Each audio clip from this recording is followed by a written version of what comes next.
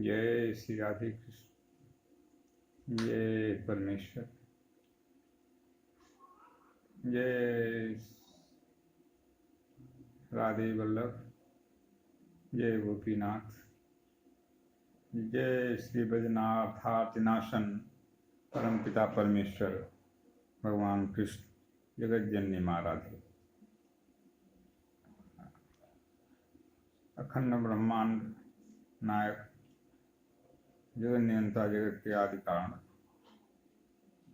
सदा कल्याण करने वाले पुराण पुरुषोत्तम भगवान श्री राम जगत जननी पूर्णेश्वरी सर्वेश्वरी शक्ति मातेश्वरी लक्ष्मी रूपा जगदानंददानी परात्पर शक्ति माँ सीता जुगत सरकार श्री चरण कमलों मजता लखा परिपास स्वीकार करें, प्रसन्न हो कल्याण करें।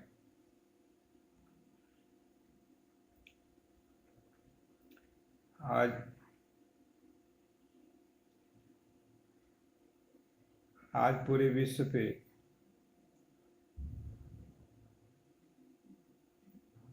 कोरोना नाम की व्याधि से ऐसा संकट उत्पन्न हो गया है जिसमें औषध चिकित्सा पूर्ण रूप से विफल है और सतत प्रयास के बाद भी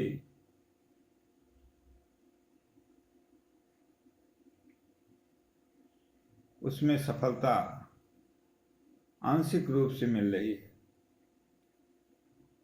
इस बीमारी को दूर करने के लिए बचाव ही एक मार्ग चिकित्सा के रूप में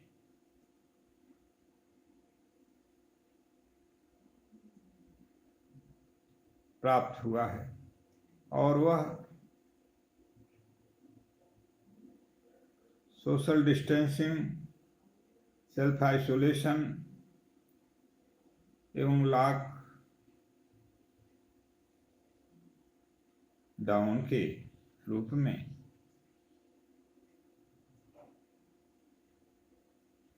प्रयोग करते हुए स्वास्थ्य लाभ प्राप्त करने की एक मुख्य व्यवस्था के रूप में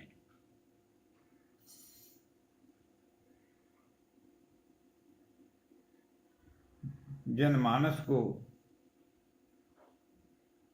स्वास्थ्य लाभ प्रदान कर रहा है। हमारे आयुर्वेद में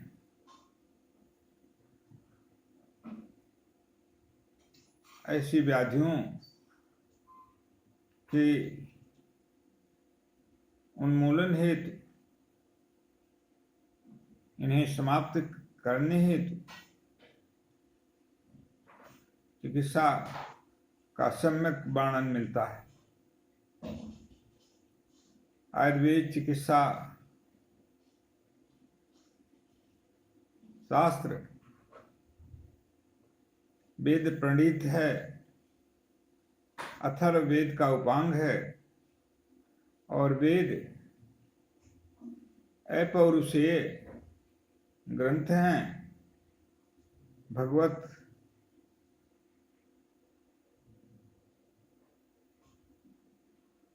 कृपा प्रसाद हैं। आयुर्वेद के वाङ्मय में लिखा गया है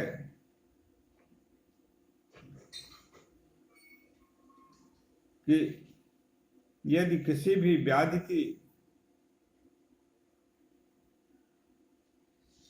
चिकित्सा सम्यक ढंग से की जाए तो प्रभु कृपा से कुछ त्याज्य व्याधियों को छोड़कर अवश्य में सफलता मिलती है। चिकित्सा जगत की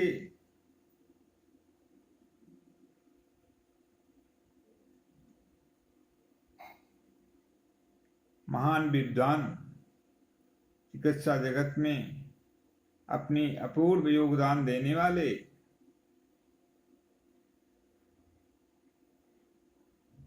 महर्षि चरक जी के बारे में लिखा गया है कि चिकित्सा जगत में काय चिकित्सा की जो व्यवस्था चरक जी के माध्यम से दी गई है वह अपने में अनुपम है और ऐसी चिकित्सा व्यवस्था कहीं भी देखने और सुनने को नहीं मिलती है।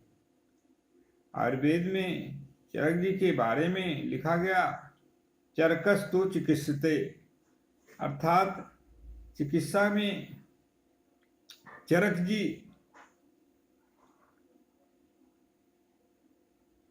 सबसे मुख्य रूप से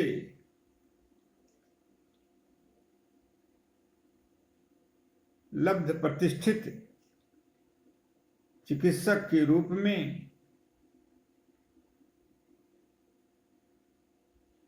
बताए गए हैं।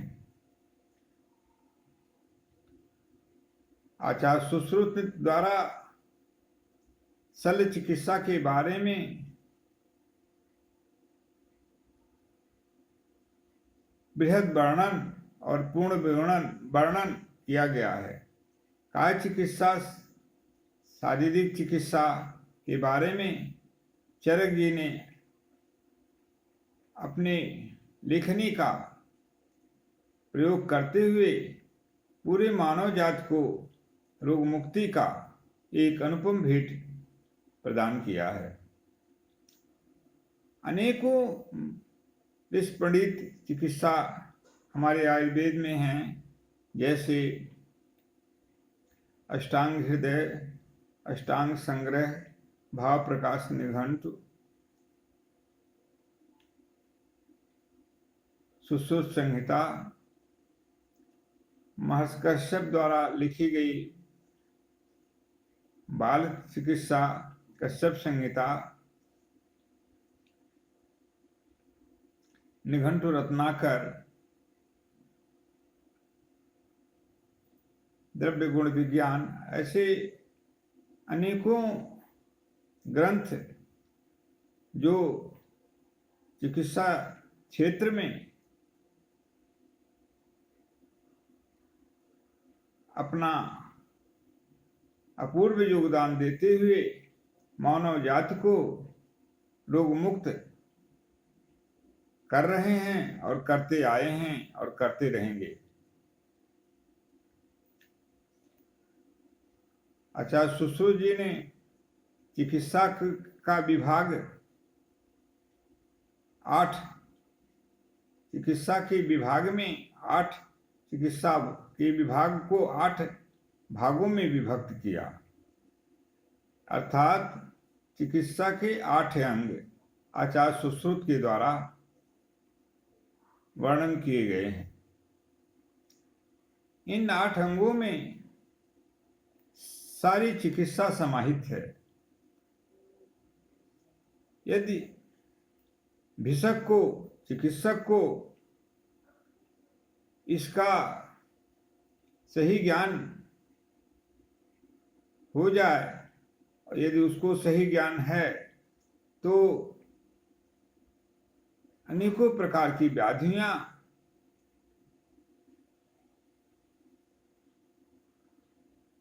पूर्ण रूप से समाप्त ही नहीं होती हैं, अपितु उनके द्वारा शरीर को प्रभावित न होने की व्यवस्था भी उसमें वर्णित है।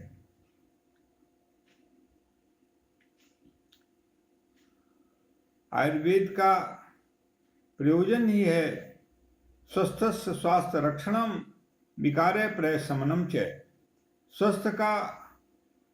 स्वस्थ व्यक्ति की स्वास्थ्य की रक्षा करना और जो रोग ग्रसित हो गए हैं, किन्हीं भी कारणों से उनके विकार, उनके दोषों को, उस रोग से निवृत्ति प्रदान करना। आयुर्वेद आयु का वेद है। आयु जन्म से अंतिम अवस्था तक अर्थात मरण की अवस्था तक जो भी विकार हमारे शरीर में को प्रभावित करते हैं, उनकी पूर्ण चिकित्सा व्यवस्था आयुर्वेद में है। आयुर्वेद में लिखा गया है, शरीरम व्याधि मंदिरम, शरीर रोग का मंदिर है, रोग का घर है, और उस रोग के मंदिर को आरोग्य देते हुए स्वस्थ बनाने की पूर्ण व्यवस्था आयुर्वेद में है। कौन कौन चिकित्सा के 8 अंग हैं? आचार्य सुश्रुत के द्वारा काय बाल ग्रहोर्धांग शल्य दृष्टा जरा वृषान हितावयष्टावयंगानि चिकित्सायेषु संस्थिता। काय चिकित्सा पूरे शरीर की चिकित्सा, बाल रोग की चिकित्सा, काय बाल ग्रह चिकित्सा, जो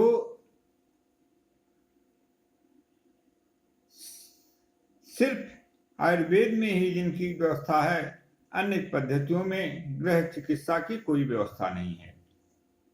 इसलिए आयुर्वेद पूर्ण वेद, चिकित्सा का पूर्ण वेद आयुर्वेद है। काय बाल ग्रहोर्धांग, ऊर्ध्वभाग, ऊर्ध्वांग की चिकित्सा, शल्य दष्टा जरा विषान, शल्य चिकित्सा आघातज। शल्य किसे कहते हैं? यत किंचित बाधकरम शरीरम तत्सर्वमेवं प्रविदन्ति शल्यम। जो किसी भी, जो शरीर को किसी रूप में कष्ट पहुंचाता हो, कष्ट देता हो, उसे उन सभी को शल्य के अंतर्गत समाहित किया गया है। तो शल्य चिकित्सा, काय बाल ग्रहोर्धांग, ऊर्ध्वांग की चिकित्सा, शल्य चिकित्सा दृष्टा, किसी भी जो अनेकों जंतु, चाहे वे किसी भी रूप में हों, उनके द्वारा शरीर को प्रभावित करते हुए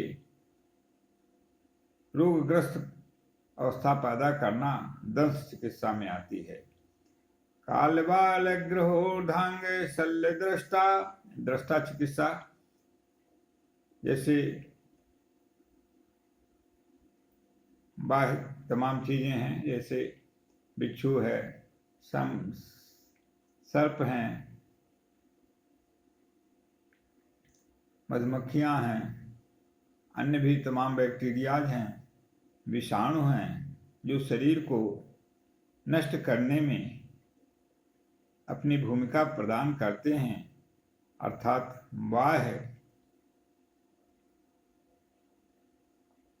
जिन्हें हम आगंतुज रोगों में जिनकी गणना की गई है, वे दृष्टा के अंतर्गत आते हैं। काय बाल ग्रहोर्धांग शल्य दृष्टा जरा, जरा अर्थात बुढ़ापा, समय के अनुसार न होकर असमय में वार्धक्यावस्था को प्राप्त होना, यह रोग के अंतर्गत आता है। इसे रोकने के लिए असमय में बुढ़ापा न आवे, समय से वो बुढ़ापा शरीर में प्रवेश करे, इसके लिए जरा चिकित्सा, जरा रोग की चिकित्सा, जरा भी बुढ़ापा भी एक रोग के अंतर्गत आ जाती है, यदि भी समय में शरीर को बुढ़ापा की ओर मोड़ देती है तो उसकी भी चिकित्सा। शल्य दृष्टा जरा वृषान ने बाजीकरण चिकित्सा, जिसमें प्रजनन संस्थान यदि कमजोर होता है, जिससे संतानोत्पत्ति अथवा पुंसत्व की कमी आती है, चाहे महिला हो अथवा पुरुष, उसे बाजीकरण चिकित्सा को वृष चिकित्सा कहते हैं। शल्यदष्टा जरा वृषान एतावयष्टावयंगानि चिकित्सा येषु संसिता। ये 8 अंग हैं जिस पे चिकित्सा केंद्रित होती है। इस तरह से हम देखते हैं कि जो गृह चिकित्सा है वो हमारे आयुर्वेद में ही सिर्फ इसकी विवेचना की गई है, क्योंकि आयुर्वेद ऋषि पंडित ग्रंथ है। भगवत द्वारा श्वास, भगवान की श्वास से वेदों की संरचना हुई है और अथर्ववेद का उपांग होने के कारण कोई भी ऐसी व्यवस्था आयुर्वेद में, कोई भी ऐसे रोग नहीं है जिनकी चिकित्सा का वर्णन पूर्ण रूप से आयुर्वेद में न किया गया हो। हमारी आयुर्वेद की चिकित्सा त्रिदोष पे केंद्रित है, वात पित्त कफ। ये जब सम अवस्था में होते हैं तो शरीर आरोग्य अवस्था को प्राप्त रहता है, और जब इनमें अनेकों कारणों से, जैसे मिथ्याहार विहार, काल का अथ योग, काल का हीन योग, काल का सम्यक योग न मिलना, कालक्रम के विपरीत आहार विहार का सेवन करना, शरीर को जो ग्रहणीय नहीं है उसका शरीर से संयोग करा देना,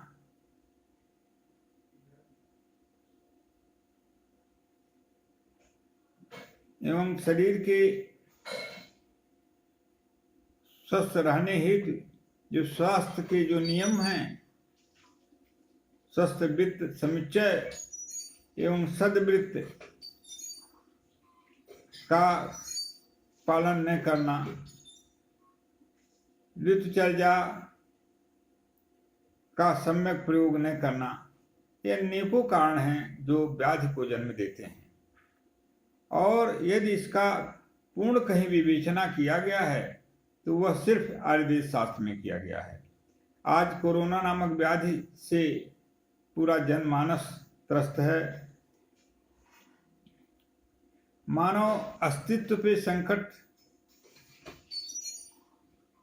खड़ा है। आज प्रकृति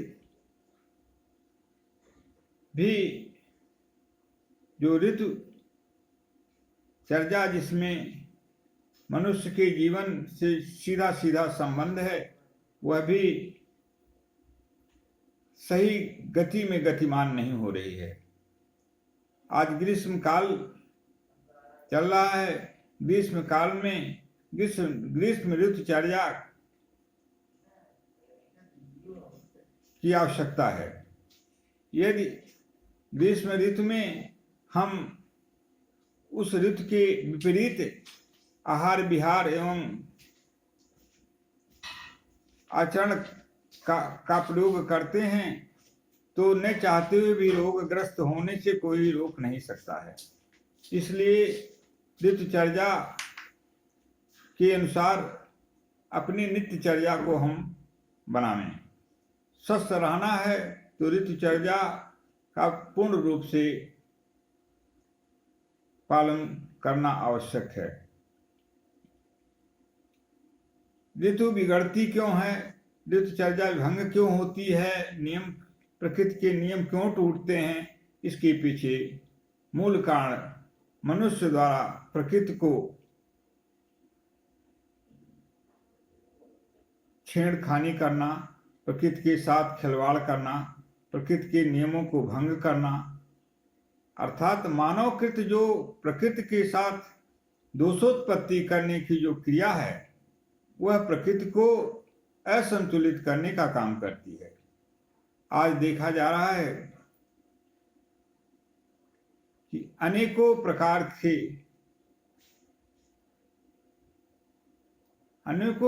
के प्रयोग किए जा रहे हैं जिससे प्रकृति में दोषोत्पत्ति होती जा रही है। आए दिन देखे जा रहे हैं जितने भी फसल कटी हैं उनको आग को सुपुर्द किया जा रहा है और कुछ ही स्थानों को छोड़कर ज्यादा से ज्यादा जो डंठल हैं, जो खेत में जो अन्न के कटने के बाद शेष है उनमें आग लगाकर वातावरण को विषाक्त किया जा रहा है। वृक्ष लगाने के जगह पे वृक्ष काटने की व्यवस्था हो रही है। प्रदूषण मुक्ति के जगह पर प्रदूषण को बढ़ाया जा रहा है। इस तरह से तमाम जो कृत्य हैं जो वास्तव में नहीं करने योग्य हैं वह कृत्य हम लोग करके इस प्रकृति को असंतुलित करने में, प्रकृति को दोष युक्त बनाने में अपनी पूर्ण भूमिका अदा कर रहे हैं।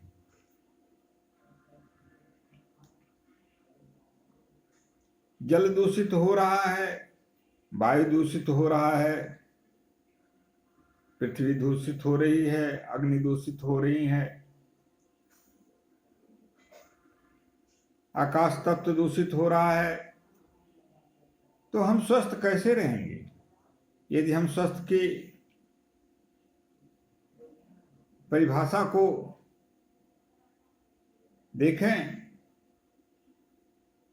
तो बहुत बारीकी से देखने के बाद भी शायद ही कोई मनुष्य स्वस्थ परिभाषा के अंतर्गत स्वस्थ मिले।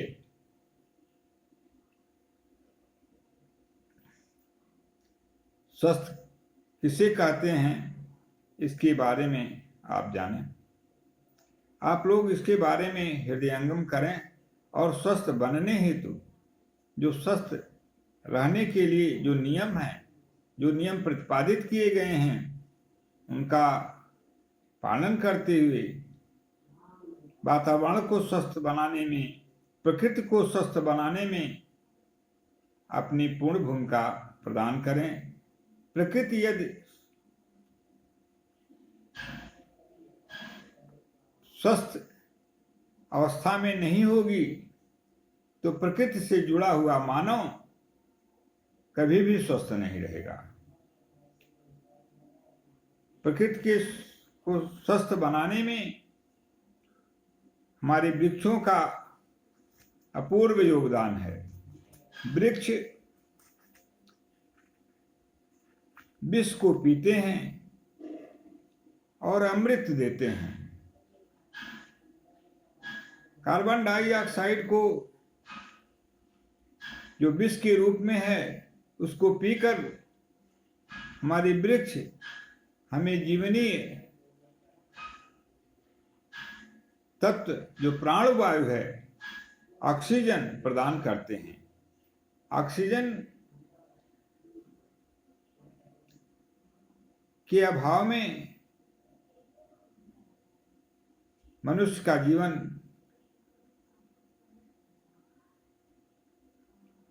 किसी भी समय संकट में पड़ सकता है। आज जितने भी वायरस हैं, जितने भी बैक्टीरियाज हैं, वे सारे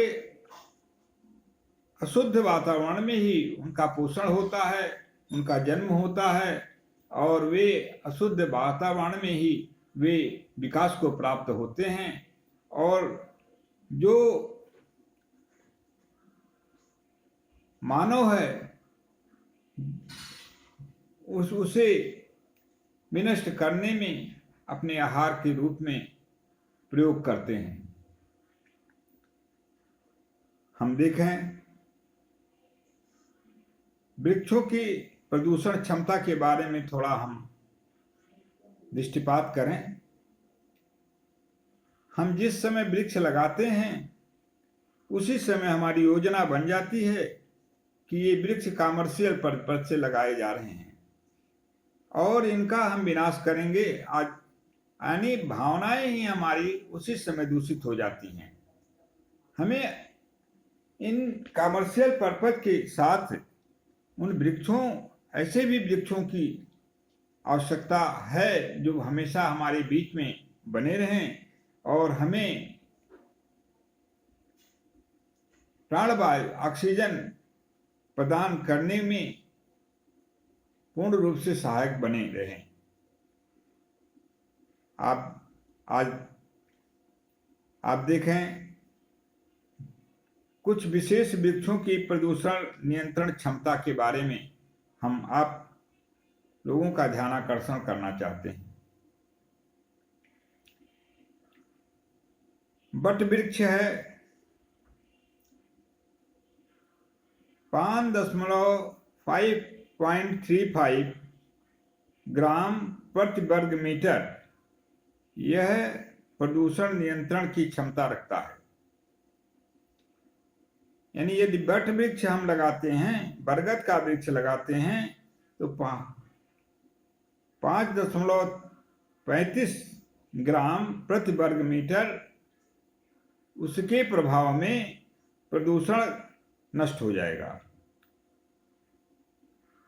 लेकिन आज बट वृक्ष प्रकृति द्वारा भले ही देखने को मिले, लेकिन लगाने वाली स्थिति बिल्कुल दूर होती हो चुकी है। पीपल वृक्ष है, उसकी प्रदूषण नियंत्रण क्षमता 4.10 ग्राम प्रति वर्ग मीटर है। पीपल वृक्ष को देव वृक्ष के अंतर्गत माना गया है और वह हमारे जीवन के साथ हमारे जीवन को रोग मुक्त करने में पूर्ण रूप से सहायक है। बरगद वृक्ष देव वृक्ष के रूप में माना गया है, हमारे जीवन को पूर्ण रूप से स्वस्थ बनाने में पूर्ण रूप से योगदान देता है। देवदार वृक्ष है, उसकी प्रदूषण नियंत्रण क्षमता प्रति वर्ग मीटर 4.36 ग्राम है। साल वृक्ष है, उसकी प्रदूषण नियंत्रण क्षमता प्रति वर्ग मीटर 4.50 ग्राम है। नीम वृक्ष है, उसकी प्रदूषण नियंत्रण क्षमता प्रति वर्ग मीटर 3.80 ग्राम है।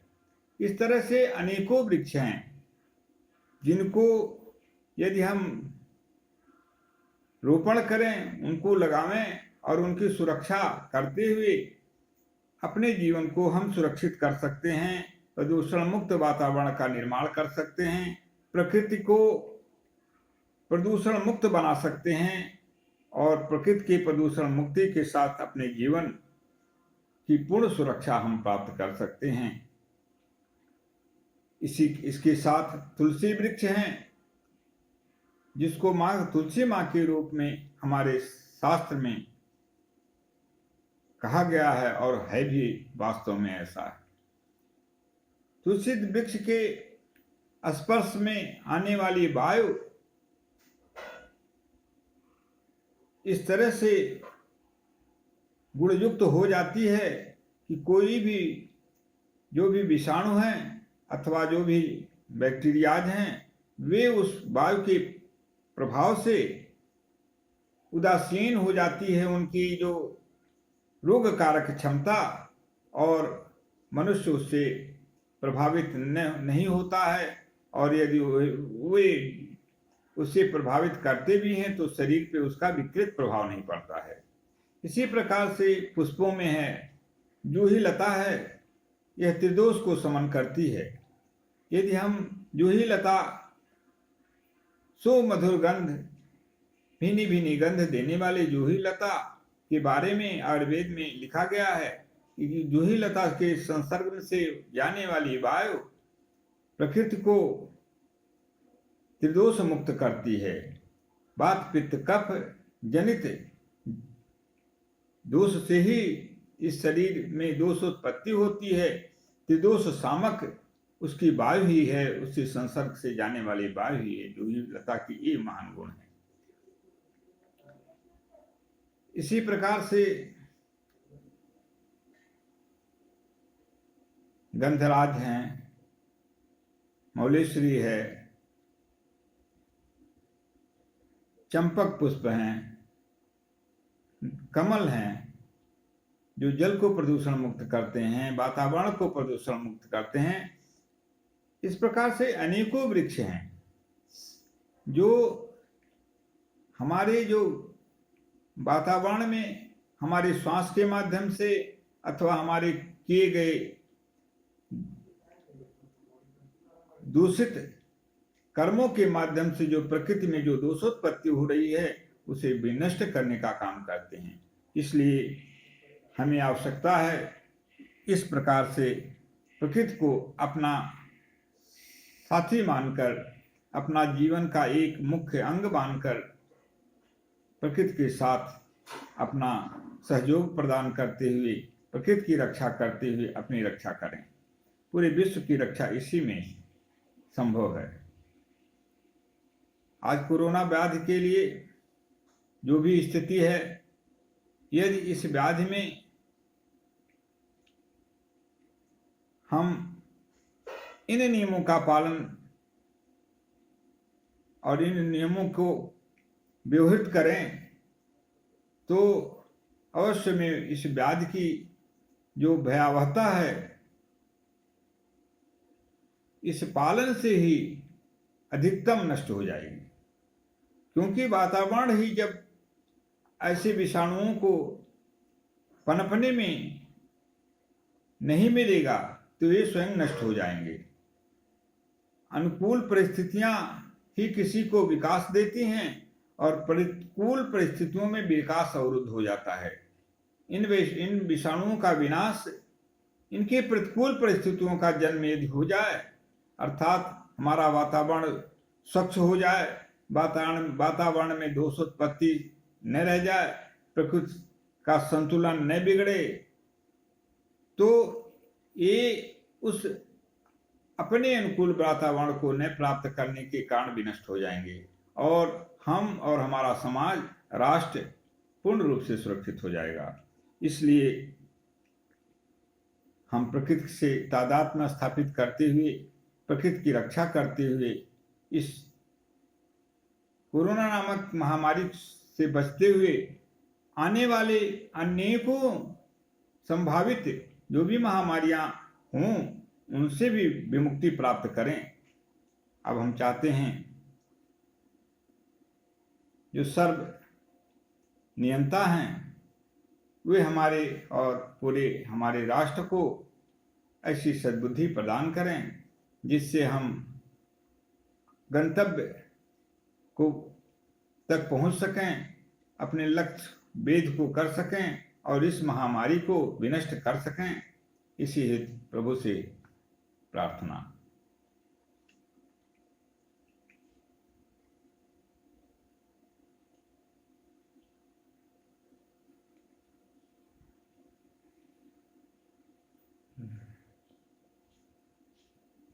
ओम राम रामेति रामेति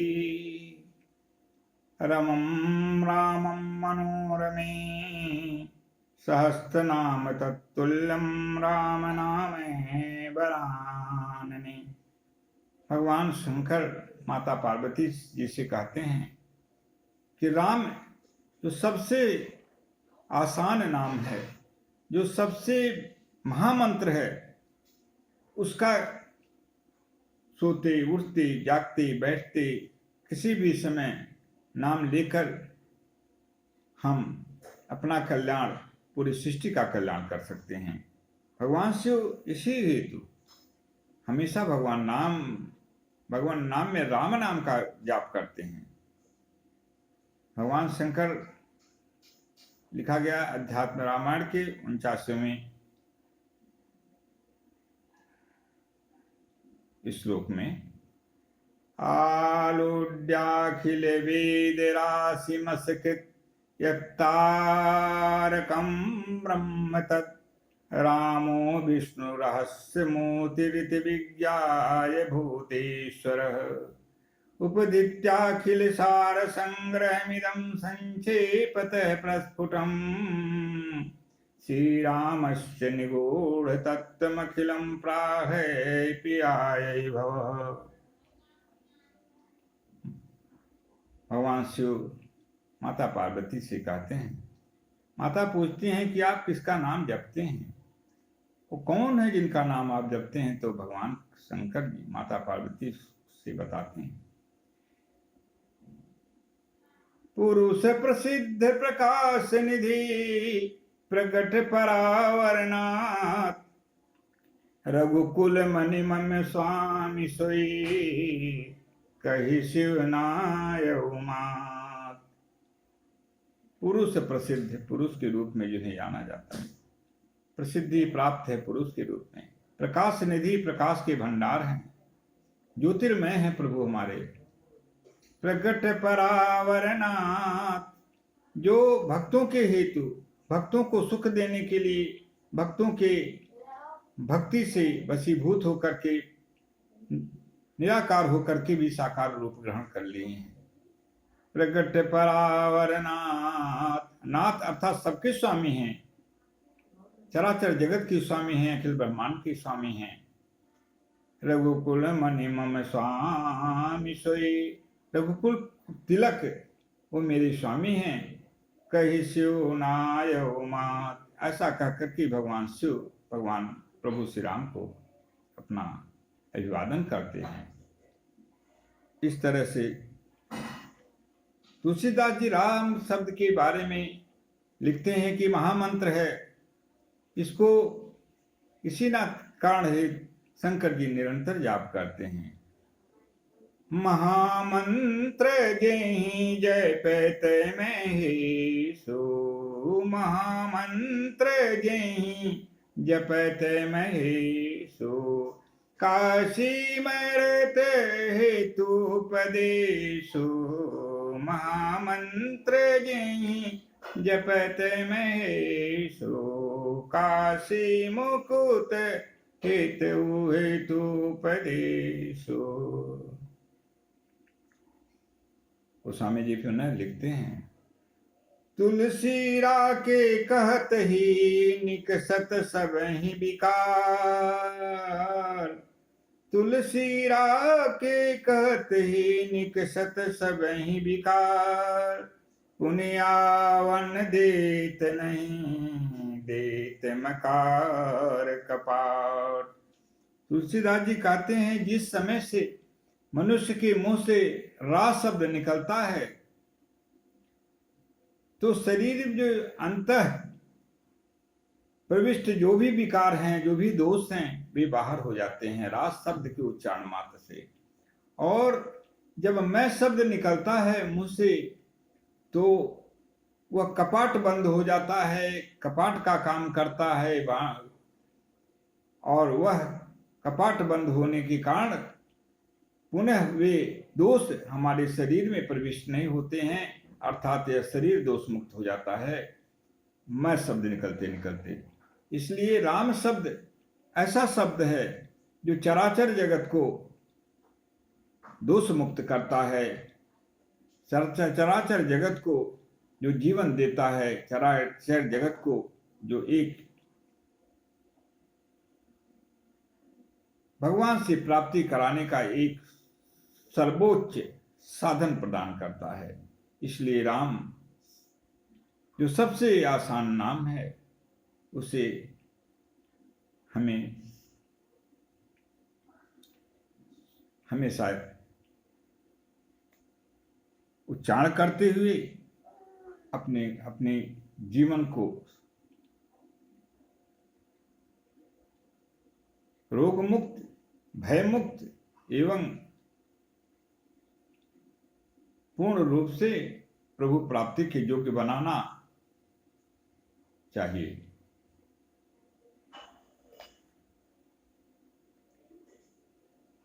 राम शब्द के बारे में भगवान राम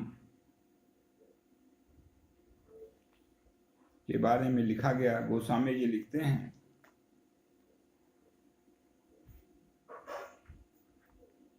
राम कौन है, कैसे,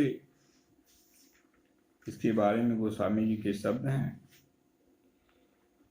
सो सुख धाम राम यश नामा, सो सुख धाम राम यश नामा, अखिल लोक दायक विश्रामा, सो सुख धाम राम यश नामा, अखिल लोक दायक विश्रामा।